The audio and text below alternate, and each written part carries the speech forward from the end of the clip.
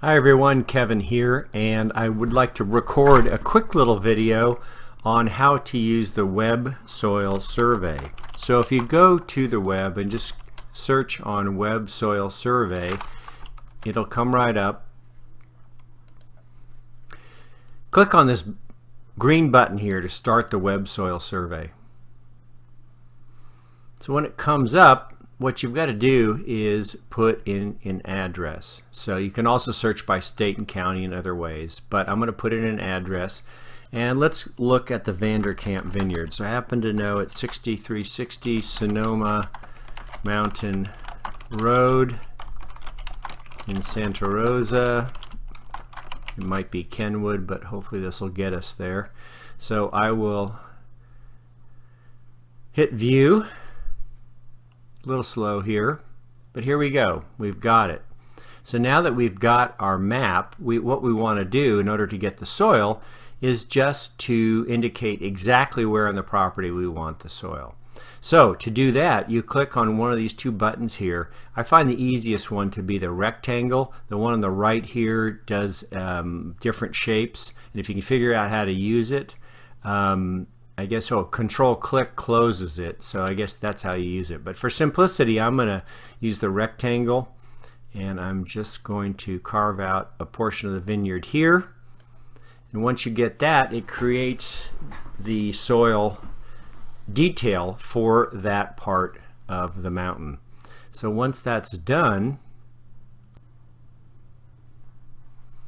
now you can click on these tabs up toward the upper left.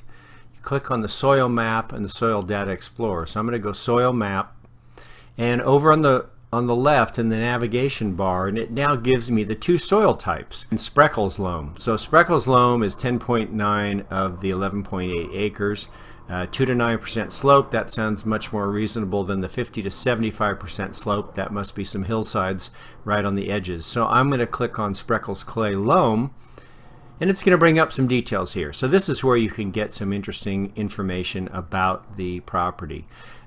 If you go down to property and quality of the soil, it gives you depth more than 80 inches. So well drained. Of course, that's great for grapevines.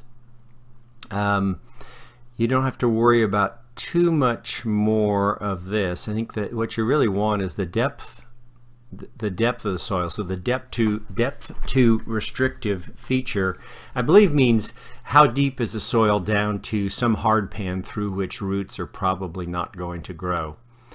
The drainage, of course, is really important. So in this case, we've got a well-drained soil, good for grapevines, but it's deep soil, so very likely it could be a little bit vigorous. So thinking back to our talk about vine balance, you've got to consider that this may be a vigorous site. So you'd want a devigorating rootstock in order to balance the vine.